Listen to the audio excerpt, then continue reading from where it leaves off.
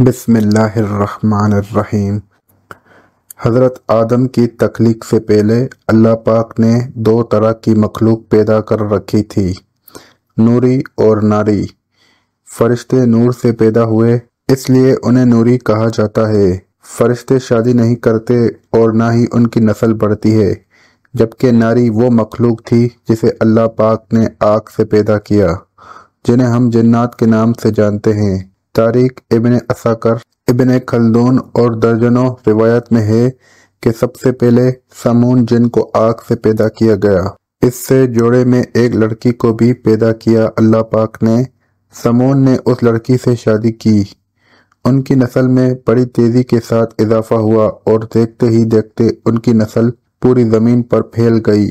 یہ یاد رہے کہ نوری مخلوق آسمانوں میں رہتی تھی اور ناری مخلوق کا بسیرا زمین تھی۔ جب اللہ نے جنات کو پیدا کیا تھا تو شروع میں یہ بھی فرشتوں کی طرح اللہ کے تابعدار رہے اور اللہ کی عبادت بھی کرتے رہے۔ پھر وقت کے ساتھ ساتھ ان میں سرکشی غالب آنے لگی، اسی وجہ سے یہ مخلوق اللہ تعالیٰ کی نافرمان مخلوق بن گئی۔ جنوں میں سے ایک جلیبہ نامی جن تھا۔ جلیبہ کی شادی تبلیس سے ہو گئی۔ یہ دونوں بہت ہی طاقتور اور جسامت میں کافی بڑے تھے۔ جلیبہ کی شکل ببر شیر سے ملتی تھی اور اس کی بیوی کی شکل بھیڑیے جیسی تھی۔ ان میاں اور بیوی سے بڑے بڑے جن خوف زدہ تھے۔ جلیبہ اور تبلیس کو ایک لڑکا ہوا جس کا نام انہوں نے اسرائیل رکھا۔ یہ لڑکا بھی اپنے والدین کی طرح بڑا طاقتور بن گیا۔ آدم علیہ السلام کی تخلیق سے 50,000 سال پہلے زمین پر جنوں کا عروج تھا۔ انہوں نے ہر طرح تباہی مچانا شروع کر دی۔ اللہ تعالیٰ نے اپنے فرشتوں کو حکم دیا کہ زمین پر جاؤ اور ناری مخلوق کو میرا حکم دو، اگر وہ نہ مانے تو ان سے جنگ کرو۔ فرشتوں نے جنوں کو اللہ تعالیٰ کا حکم دیا کہ تم زمین پر فتنہ فساد نہ پھیلاؤ، تو ناری مخلوق نے فرشتوں کی بات ماننے سے انکار کر دیا۔ فرشتوں نے اللہ تعالیٰ کے حکم کی تعمیل کی۔ اس طرح نوری اور ناری مخلوق کے درمیان بہت بڑی جنگ ہوئی۔ اس جنگ میں فرشتوں نے بڑے بڑے جنوں کو ہلاک کر دیا، جس میں اسرائیل کے والدین جلیبہ اور تبلیس بھی ہلاک ہو گئے۔ جو بچ گئے ان کو قید کر لیا گیا۔ ان قیدیوں میں اسرائیل بھی موجود تھا۔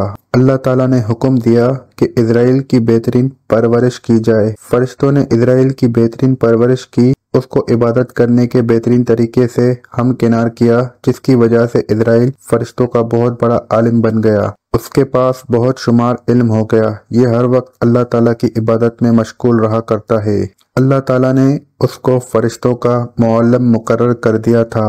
اسرائیل فرشتوں کو بڑی بڑی دیر تک خطاب دیا کرتا تھا۔ حضرت قعب بن اقبار رضی اللہ تعالی عنہ فرماتے ہیں، اسرائیل 40,000 سال تک جنت کا خزانچی رہا تھا، 80,000 سال تک فرشتوں کے ساتھ رہا، 20,000 سال تک وہ فرشتوں کو تعلیم و تربیت دیتا رہا۔ اس کا مقام اللہ تعالیٰ کی بارگاہ میں بہت وسیع ہو گیا۔ حضرت جبرائیل، میکائیل، اسرافیل علیہ السلام، اسرائیل علیہ السلام بھی اس کے شاگردوں میں سے تھے۔ اللہ تعالیٰ ہر چیز پر قادر ہے، اس کو ہر چیز کے بارے میں علم ہوتا ہے۔ یہ بندہ کیا جاننے والا ہے یا کیا بننے والا ہے، اللہ تعالیٰ کو علم تھا کہ ایک دن اسرائیل میرا نافرمان بن جائے گا۔ چنانچہ ایک دن اسرائیل کا گزر لوح محفوظ کے قریب سے ہوا تھا۔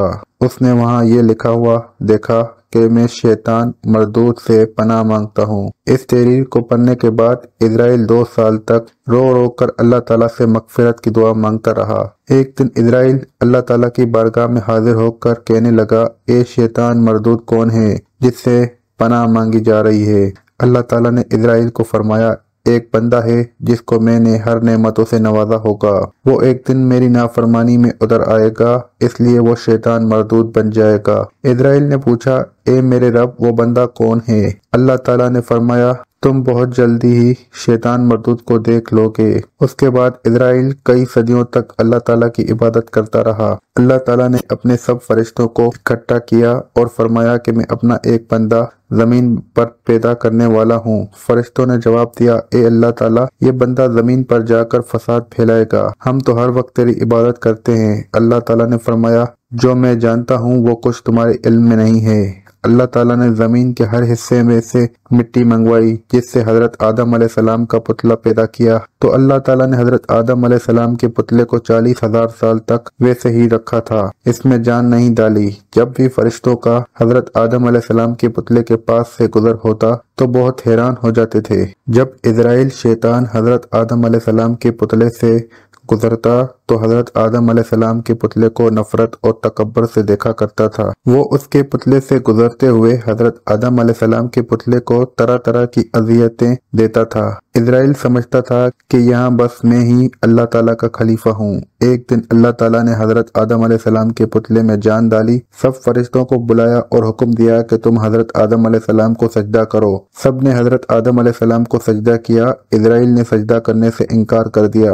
عزرائیل کہنے لگا، میں آگ سے بنا ہوں اور حضرت آدم علیہ السلام آگ سے نہیں بنے، میں تو اس بندے سے افضل ہوں، میں اس کو سجدہ کیسے کر سکتا ہوں؟ یہ بات سنتے ہی اللہ تعالیٰ نے عزرائیل کو فرمایا، یہاں سے نکل جا، تو شیطان مردود ہو چکا ہے۔ اللہ تعالیٰ کا حکم سن کر عزرائیل کو یقین ہو گیا تھا کہ میں ہی شیطان مردود ہوں۔ جب عزرائیل شیطان مردود بن گیا تو اس نے اللہ تعالیٰ سے قیامت تک زندہ رہنے کی مہلت مانگی، تو اللہ تعالیٰ نے اس کو قیامت کے دن زندہ رہنے کی مہلت دے دی۔ شیطان مردود نے کہا، اے اللہ، میں تیرے بندوں کو ہر طرح سے تیرے حکم کی نافرمانی کی طرف لے جاؤں گا۔